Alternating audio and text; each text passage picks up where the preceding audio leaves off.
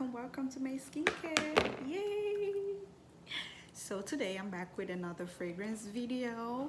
I'm gonna be doing quite a few fragrance videos. So why? Because when you have that lovely skin, when your skin is glowing, you also need to look good, the makeup, the outfit, and you need to smell good, most importantly. Okay, guys? Right. So today is going to be on a much more down note. So I'm going to be talking about the fragrance that I regret buying in my collection. They're from different brands, so I don't have like one particular brand. So these fragrances are the absolute worst. And when I say absolute worst, don't get me wrong, I'm still gonna use it. I will wear it to sleep because I'm that obsessed with fragrances. But these were not what the money, especially some of them are quite expensive. They're not worth the money. Number one, the performance is poor, so I'm just gonna go right into it and try to explain why. So if you are a perfume lover, you will know this brand that I'm about to talk about, that the perfumes are up to no good, and I think they're just overly hyped. Okay, so the first one for me, which is right on top of the list, which is why I'm starting with it, is Jo Malone. So I have about 3 or 4 Jo Malone perfumes, but for the sake of this video I only brought 2 so you can see the different brandings on it. So Jo Malone perfumes, they're not the best. So I'm just gonna focus on this Velvet Rose and Oud because this one is very famous. One thing about collecting perfume is you have to be very careful, because if you follow the hype on YouTube or videos on Instagram, you're gonna realize that you have a whole bunch of perfumes that you don't even like. So this one, I actually got them at a duty-free store at the airport in Houston. That's where I got this. I got 4 of them. One bottle at that duty-free shop was about $214 or $215 each. So it's super expensive, but it is not worth the money at all. So for this one, it has the notes are, it has rose, oud, it has lactonic, it's very floral and warm, spicy. Now the initial smell for this Jo Malone Velvet Rose and Oud is, it's a good smell. I actually do love the smell, which is why I chose this one. It's one of the my favorite smells of all the 4 Jo Malones that I have. The reason why this made top at the list is because the performance on this perfume is just absolutely horrendous. It's very poor. This perfume will not even last you 1 hour. I swear I'm not even exaggerating. This perfume, if it does the most, is 2 hours 30 minutes. You would think that you will get so much more longevity or durability from that money, the type of money they charge, but this Jo Malone is not it. Do not waste your money. These are my 2 favorite smells. I have this Velvet Rose and Oud, and then I have Dark Amber and Ginger Lily. This one right here. These perfumes, I don't remember the last time I wore them. Please don't make the mistake I did buying these expensive perfumes, because it's just a waste of your money. I guarantee it. Do not do it. This will not last. You have to reapply every single hour or hour and a half, and nobody wants to do that.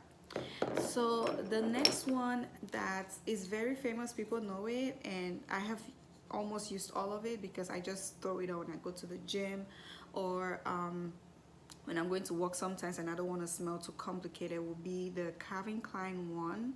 So this Calvin Klein one, it has a very soft and gentle smell.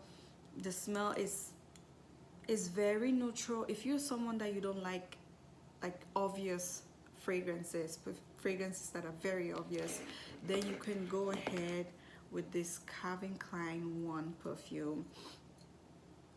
It has that fresh smell. It's all around a very minimalistic and simple perfume. If you're into that type of thing, if you don't like too much, this is it. The reason why it made this is because of the durability as well. It doesn't last too long on your skin. I don't like how it dries down. So this is fresh, it's warm, it has some musk, it's floral, it's powdery, and some green apple in there.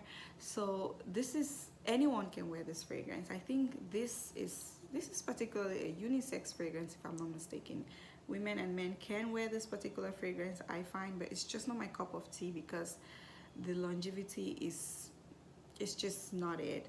If you spray it right now, you will smell so good, but by the time you walk out to your car and drive to where you want to go to, all the smell has evaporated. So if you want to buy this, you're either buying it for maybe you want to go to the gym, or you don't want anything too strong, then this one is for you.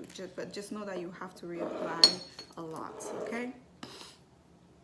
So the next one that I'm gonna talk about is from Tommy Hilfiger. This is called Tommy Girl.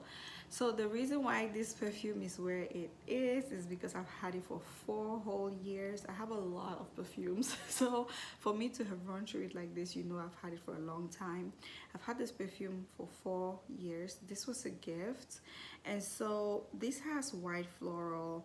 It has some powdery notes to it. It's woody, it's fresh and spicy, citrusy, and then it has some white floral. Yeah, this is good. This is really good.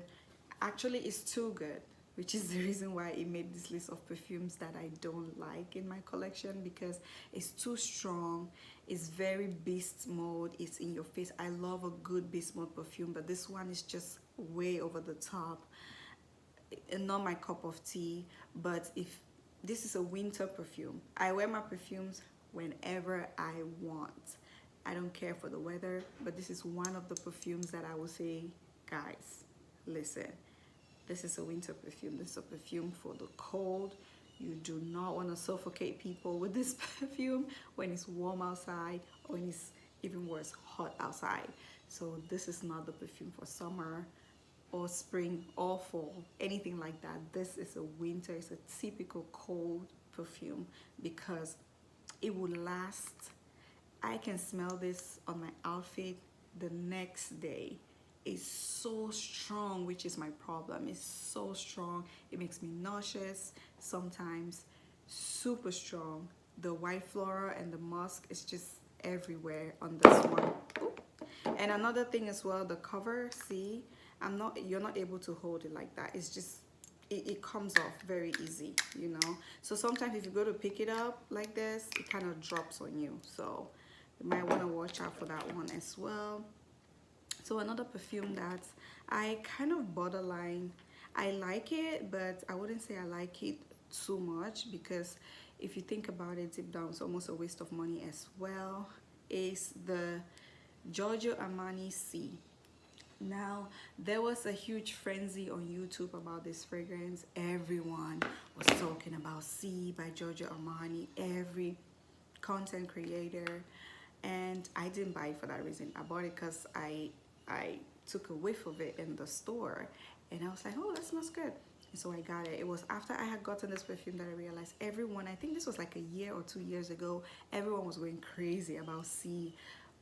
Giorgio Armani C perfume. So this one, it has some vanilla. The vanilla is what really gets me. It's fruity, it's floral, it has some patchouli in there, a little bit of wood. It has a little bit of woody vibe, but then the green and the fruity and the floral comes off the most.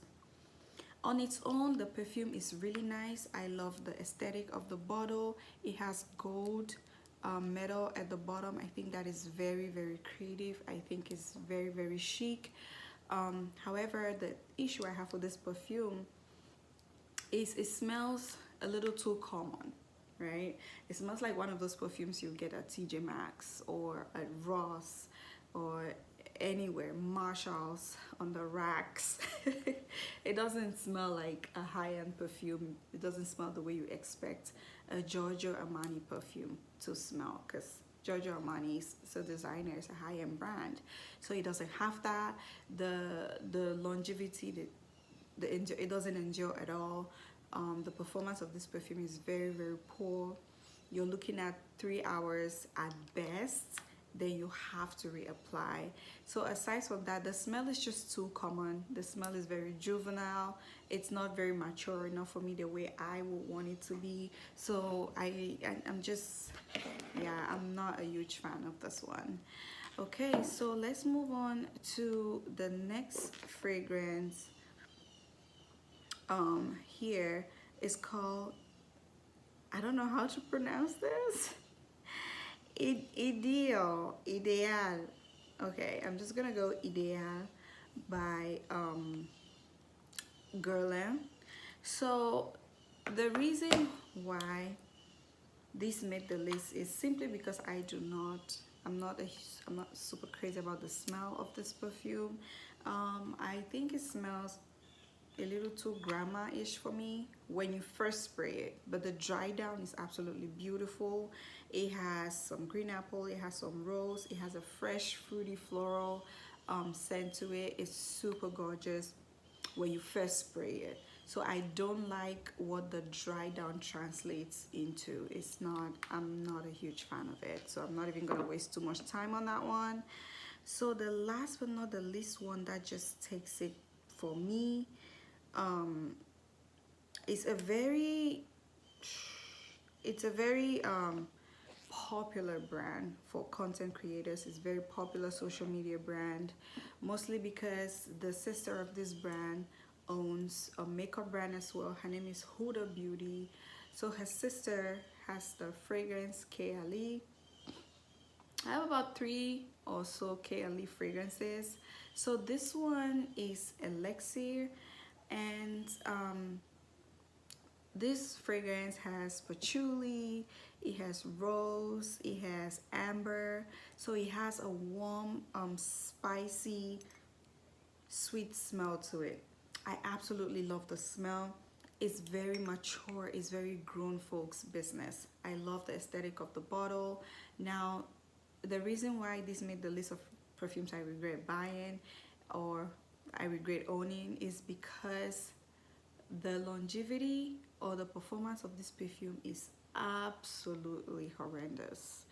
It's just, it's giving, why did I buy this if the smell won't last? Why are you charging me more than $100 if the smell won't last 4 hours at least?